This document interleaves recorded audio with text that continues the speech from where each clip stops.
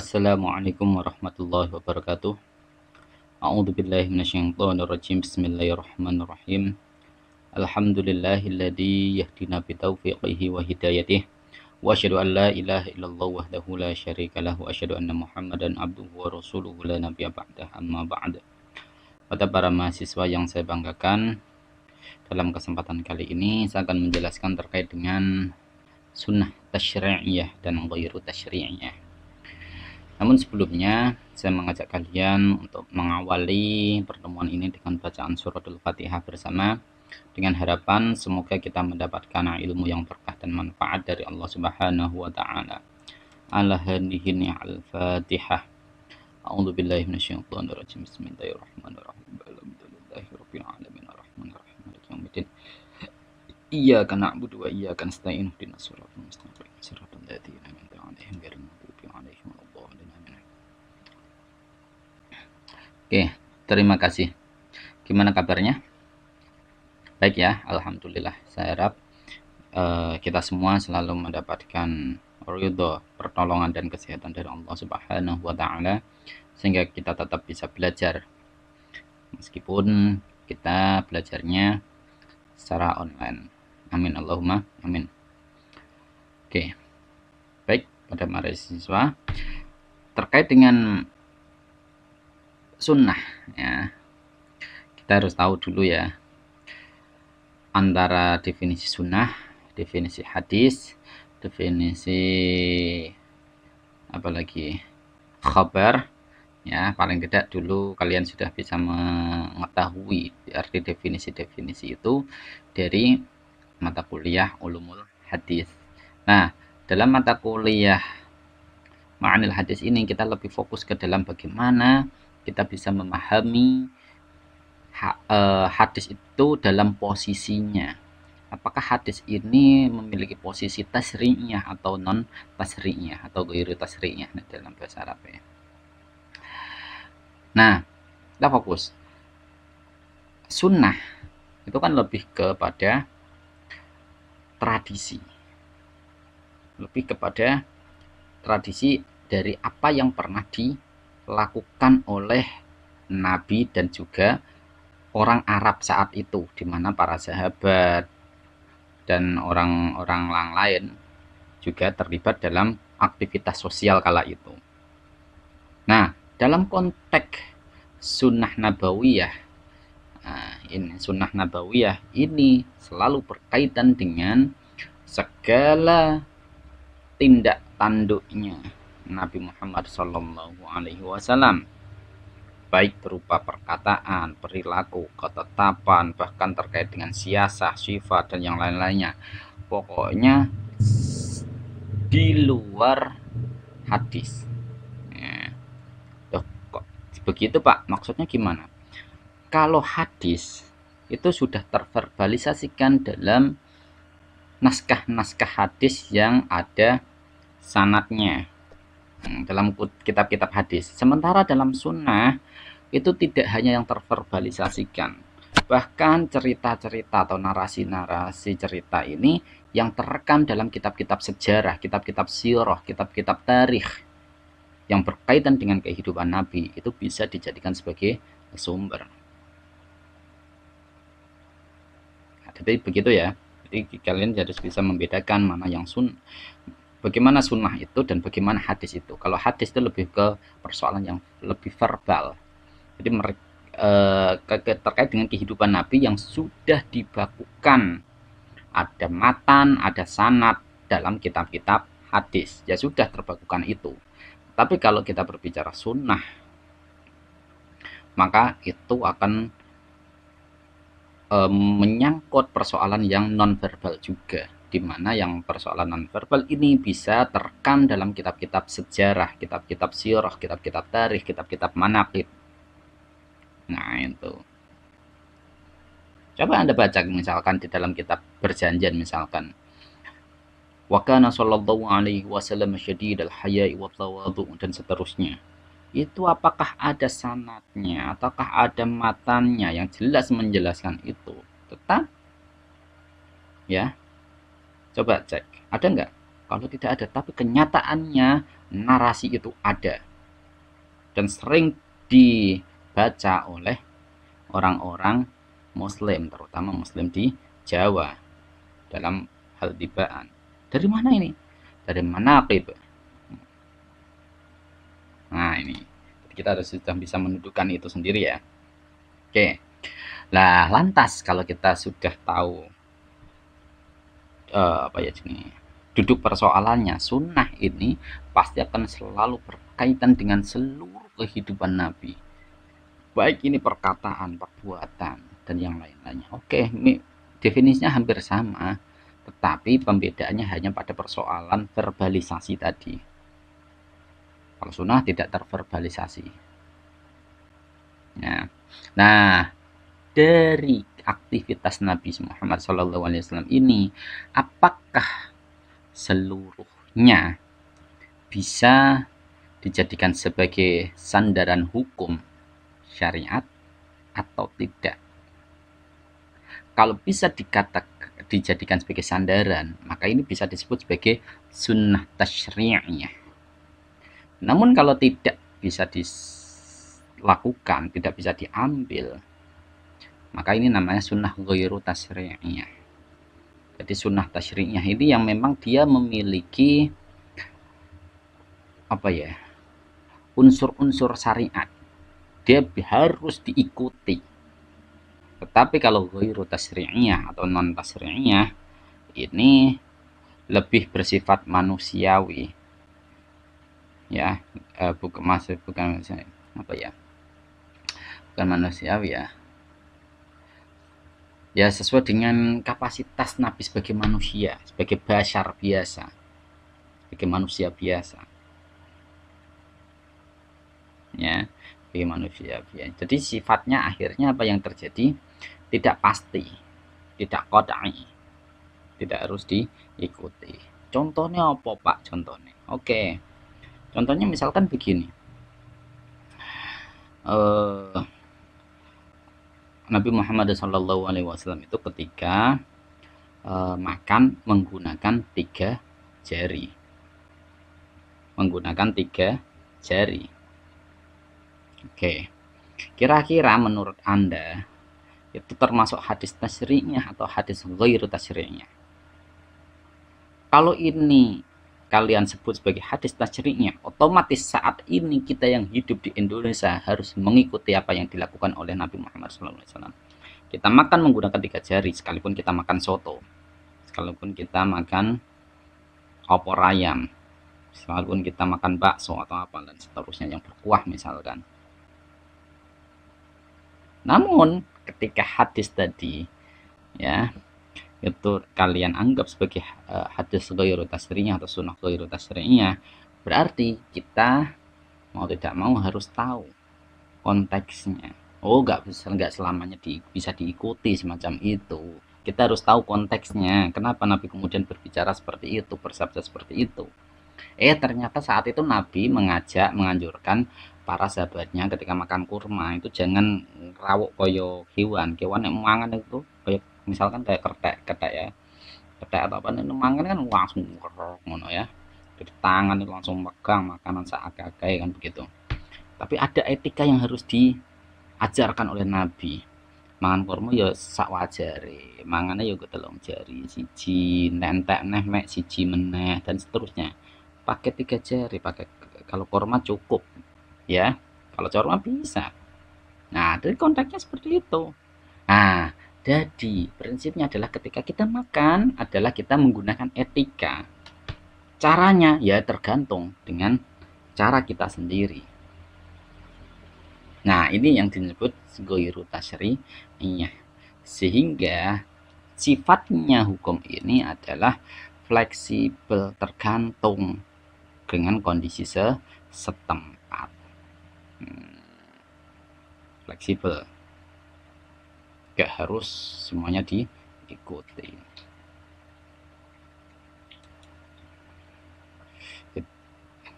ya. Jadi ada yang memang bisa diikuti. Nabi sendiri kan sudah pernah mengatakan begini, oke, untuk urusan duniamu Anda yang lebih paham, Antum a'lamu bi umuri dunyakum wa ma ana a'lamu bi umuri dinakum. Jadi kalian itu lebih paham terkait dengan urusan keduniaanmu, sementara saya urusan keagamaan. Nah, kan begitu. Nah, Nabi Muhammad mengatakan begitu. Jadi urusan keduniawian Nabi itu menyerahkan urusannya kepada para sahabatnya kala itu. Ya. Terus cara mengidentifikasi bahwa itu hadis non tasri'nya gimana, Pak? Jadi ada beberapa korinah ya, beberapa korinah. Misalkan Nabi mengandaikan, misalkan mengatakan begini, laula an asyqa ala ummati la amartuhum bisiwaki inda kulli sholatin. Laula an asyqa, lamun aku ora pengen ngeboti ring umatku, la amartuhum, yaktine aku bakal memerintahkan mereka semua bisiwaki untuk melakukan sikatan atau mensiwakan setiap kali mau menjalankan sholat. Ketika ada kata-kata semacam itu, laula an asyqa, itu mengindikasikan berarti ini ada unsur kebolehan, ada unsur apa, ketidakbolehan. Maksudnya bukan ketidakbolehan ya, dia boleh meninggalkan, boleh, tetapi lebih utama untuk melakukan. Nah, ini yang paling mendekati tasri'nya, tapi ternyata bukan goiru tasri'nya. Wah, kalau itu bagian dari tasri'nya, otomatis kita harus setiap sholat itu harus melakukan siwak. Tapi ini sebenarnya goiru tasri'nya. Jadi kita diberikan kebebasan untuk melakukan atau tidak. Ya. Nah ini, yang dari Nabi berbentuk penyampaian. Kalau penyampaian risalah otomatis itu bagian dari goiru tasri'nya. Yang tasri'nya itu yang. Tapi kalau gini, pokoknya kalau yang tasriknya itu mengindikasikan ada keterkaitan dengan ayat Al-Quran, penjelasan terhadap ayat Al-Quran itu biasanya bernilai tasriknya. Jadi dia itu misalkan Nabi mengatakan khudu jinatakum inda kulli masjidin. Kok Nabi, ayat Al-Quran mengatakan khudu jinatakum inda kulli masjidin. Nah, prinsipnya adalah mengambil zinah itu perhiasan ketika mau ke masjid. Zinahnya ini apa? Pakaian, perhiasan, atau apa? Kan begitu. Oke. Nah, kemudian ayat itu kemudian dijelaskan menggunakan hadis Nabi terkait dengan satrul aurah, nutupi aurat. Nek wong Arab nutupi aurat gampang deh nih. Gunaan coba wis nutupi aurat. Kan begitu. Nah, jadi prinsipnya tasri'nya ada di apa? Ada di menutupi aurat. Tapi kalau dalam carane itu goiru tasri'nya. Kenapa? Harus disesuaikan dengan konteks budayanya. Nek wong Jawa ya orang nganggo jubah, ngenggone sarung karo kemeja atau baju koko. Ya, jam penting nggawa nutupi aurat. Satrul aurah, sebenarnya itu. Jadi tasri'nya itu pokoknya ada indikasi untuk menjelaskan ayat Al-Quran. Tapi untuk yang lain, yang lebih bersifat teknis, ya, itu bersifat goiru tasri'nya. Nah, ini nanti ketika kita menjelaskan lebih dalam lagi, ini tasri'nya, goiru tasri'ah ini akhirnya apa ya? Relatif. Tidak bisa menjadi kebenaran pasti, itu tidak bisa. Karena doni, ini bersifat doni. Karena ada orang yang mengatakan, loh, kalau menjelaskan ayat Al-Quran, berarti Nabi kalau menjelaskan tentang khudu jinatakum itu adalah menggunakan jubah, ya tetap harus menggunakan jubah. Begitu. Tapi bagi kelompok-kelompok yang lain, yang mengatakan tidak, prinsipnya adalah menutup aurat dan ke dalam keadaan suci. Jadi misal Anda pakai sarung pun boleh, tapi yang penting menutupi aurat. Nah, ini bukan menjelaskan terkait khudu jinatakum. Iya, kan begitu. Ini terjadi perdebatan. Jadi di sini bersifat relatif doni. Jadi tasriyah dan ghairu tasriyah ini bersifat doni. Tidak bisa dipastikan hukumnya. Persoalan moralitas juga. Sampai persoalan moralitas itu bukan persoalan yang tasriyah, tapi persoalan ghairu tasriyah. Tapi ada tapinya loh ini. Ideal moralnya inilah yang bersifat tasriyah. Misalkan ideal moralnya adalah apa jenenge? Menyantuni orang yang lemah, termasuk orang miskin, termasuk anak yatim misalkan. Orang Arab ketika ngerumati anak yatim itu diberikan apa ini jenenge, semacam barang ya, bahan pokok, dan kemudian dia dikasih makan. Bahkan dia kemudian, kalau Nabi kan sampai menyontohkan, Nabi pernah mengelus-ngelus kepalane anak yatim. Ana waqafil yatimi fil jannah. Jadi ketika Nabi mengatakan itu, posisinya sedang ngelus-ngelus kepalanya anak yatim. Nah, mengatakan begitu. Nah, itu apa itu jenenge? Ning gone Arab memang begitu. Tapi ning Indonesia, misalkan apakah bisa menggunakan cara yang berbeda, Pak? Misalkan, oke lah, sekarang saya tidak bisa memberikan bantuan pada anak yatim secara langsung. Kita menggunakan PAY, panti asuhan yatim. Apakah kita tetap bisa menjalankan ajaran Nabi Muhammad SAW saat itu? Sementara pada masa Nabi belum ada panti asuhan. Belum ada panti asuhan. Dan panti asuhan modelnya podok karo pondok persis. Gak ono wong misal pengelolane ya bedino ngelus-ngelus anak ya apa kepalanya anak yatim, kan gak mungkin toh.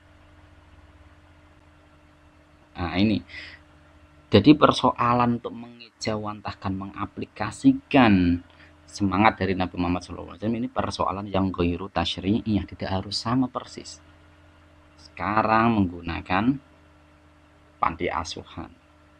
Bahkan yang terbaru dari saat ini kan ada semacam kayak apa itu, santunan yatim online.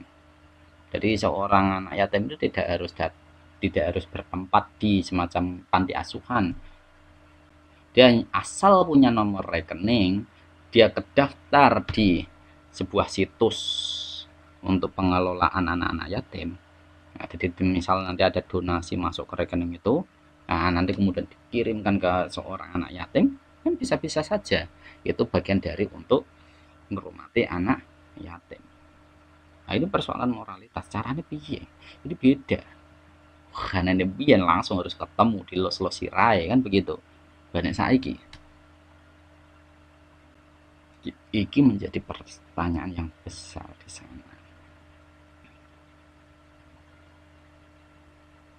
Terus meneh di urusan masalah siasah, masalah pengalaman atau jeribah, sampai masalah persoalan kedokteran. Misalkan habbatus sauda dawaun likulli da'in. Ini persoalan tasri'nya atau ghairu tasri'nya menurut Anda?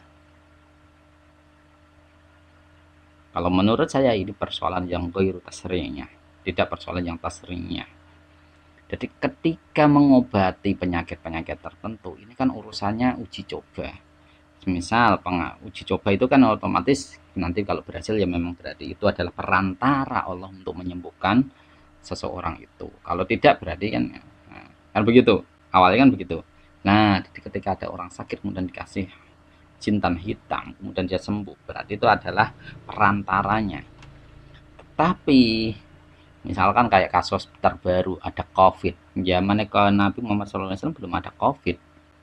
Apakah kemudian cukup diberi jintan hitam? Soalnya hadisnya jelas, habbalus sauda dawaun likulli da'in. Tapi kenapa kok kemudian banyak para dokter ahli medis itu menyarankan harus cuci tangan, pakai sabun, pakai masker dan segala-galanya? Nah ini persoalan duniawi. Dimana ini persoalannya ghairu tasyri'iyah. Jadi hadis yang terkait dengan habbatus sauda dawa'un likullidain hendaknya dipahami dalam posisi hadis ghairu tasyri'iyah, bukan hadis tasri'iyah. Wah, nah hadis tasri'iyah repot ini. Semuanya harus habbatus sauda ini. Bakul laris ini, bakul habbatus sauda kan begitu. Kenapa? Karena ini bukan bagian dari syariat. Jadi kita harus menyesuaikan dengan konteksnya. Harus disesuaikan dengan konteksnya. Nah itu yang kenapa kemudian banyak orang, misalnya ada Mahmud Shalto, terus ada Syahin, ada Adilawi, bagaimana saya harus memahami hadis tasri'iyah dan ghairu tasri'iyah ini sendiri. Oke. Bahkan ada yang mengatakan Nabi itu pernah melakukan semacam olahraga riyadhah dengan cara naik kuda. Oke. Nah, naik kuda oke, ini persoalan tasri'iyah atau ghairu tasri'iyah? Kalau ini persoalan tasri'iyah berarti orang-orang muslim itu kalau mau berolahraga itu harus berkuda. Tapi kalau ini diartikan sebagai ghairu tasri'iyah, oke, prinsipnya dalam olahraga itu apa? Nah, kalau kita mau mengetahui prinsip, maka kita harus tahu konteks dari hadis itu.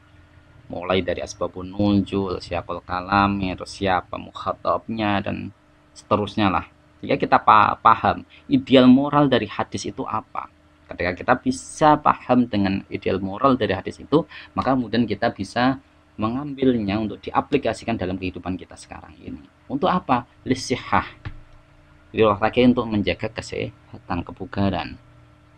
Jadi kalau olahraga kita dengan cara yang lain misalkan, ya sah-sah saja oleh mau menggunakan kuda lebih baik kan begitu. Tapi bukan berarti harus pakai kuda. Saya kan wakah ya yang kemudian menjual jadi olahraga ala Nabi. Apa itu? Berkuda dan memanah. Nah, ini kan menjadi persoalan ini. Persoalan yang sangat ideologis. Kenapa yang seharusnya ini bersifat ghairu tasri'iyah kemudian menjadi sesuatu yang ideologis? Nah, ini yang menjadi pertanyaan bagi saya. Nah, di situ. Jadi, ketika kita bisa memahami masalah ini dan mana yang bisa kita terapkan dan mana yang tidak bisa kita terapkan, maka kita akan bertanya posisi Nabi itu sebenarnya bagaimana. Ya, oke, saya mengatakan Nabiun itu Nabi Muhammad itu basyarun manusia, tapi lakal basyari, tidak seperti manusia biasanya. Lah, dene kalau Nabi manusiawi, maka ada kemungkinan Nabi itu melakukan kesalahan. Loh, emang Nabi pernah salah, Pak? Wah, Nabi itu sering disindir dalam Al-Qur'an ya. Jadi ketika Nabi apa itu jenenge? Enggan untuk makan makanan hasil masakan istrinya, kemudian Nabi ditegur menggunakan surat At-Tahrim itu, ya ayuhan nabiyyu lima tuharrimu ma halallahu lak, kan begitu. Nah itu bahkan ketika Nabi dalam surat Abasa ya, itu Nabi didatangi oleh seorang yang buta, Nabi kemudian melengos, kemudian disinggung lagi lah oleh Al-Quran, amma yatasa'alun, bukan amma yatasa'alun,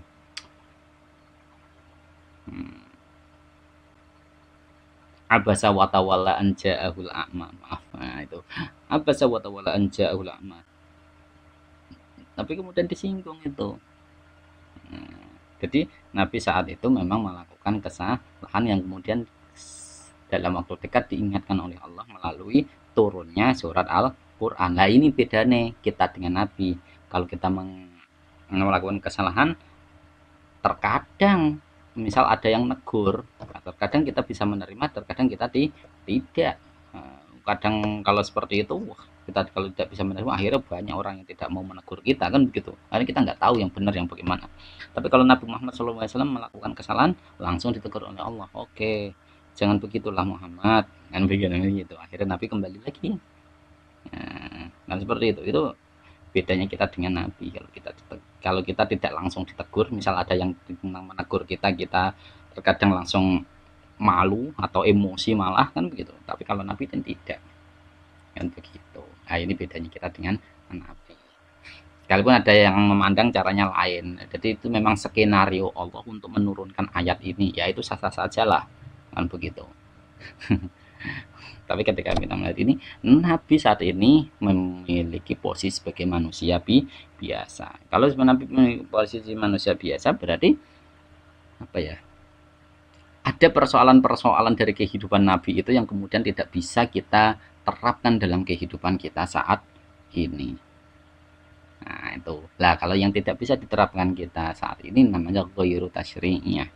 Bukan berarti informasi hadis itu salah, bukan.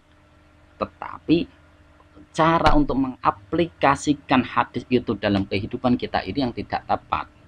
Misalkan tentang isbal. Oke, hadisnya juga jelas ada isbal. Tapi kan harus tahu konteksnya. Hadis isbal itu untuk apa? Kan begitu. Nah, jadi begitulah. Jadi kalau itu memang hadisnya bersifat tasriyah, maka kita bisa menerapkannya. Sallu kama ra'aitumuni usolli. Nah, itu tasriyah. Jadi kita diperintahkan untuk mengikuti bagaimana Nabi Muhammad SAW itu sholat. Awalnya piye harus diikuti, sekalipun nanti terjadi banyak beragam gerakan sholat, ya. Tapi setidaknya kita bisa diminta untuk mengikuti Nabi. Ini namanya tasriyah. Tapi yang ghairu tasriyah yang seperti tadi, misalkan Nabi memakan pakai 3 jari, itu tasriyah atau tidak? Tunggu dulu. Nah, begitulah kira-kira. Paham ya? Oke, jadi urusan tasriyah dan ghairu tasriyah seperti itu. Kriterianya gampang. Pokoknya intinya kalau ini mengindikasikan ada dari unsur-unsur syariat, maka ini namanya tasriyah. Tapi kalau ini membutuhkan proses negosiasi, di mana kita harus melihat konteks, kemudian kita mencoba untuk mengkontekstualisasikan, maka ini namanya hadis ghairu tasyri'iyah atau sunnah ghairu tasyri'iyah. Nah, begitulah kira-kira. Oke, bisa dipahami ya. Oke, nah ini yang dapat saya sampaikan. Kurang lebihnya saya mohon maaf. Nanti kalau ada pertanyaan kita bisa diskusikan di WA group. Nanti dua materi ini nanti saya akan kirim ke kalian. Saya menggunakan jurnal ya saat ini. Oke, mari kita akhiri dengan bacaan alhamdulillah bersama. Alhamdulillahirabbil alamin. Akhirul kalam. Wassalamualaikum warahmatullahi wabarakatuh.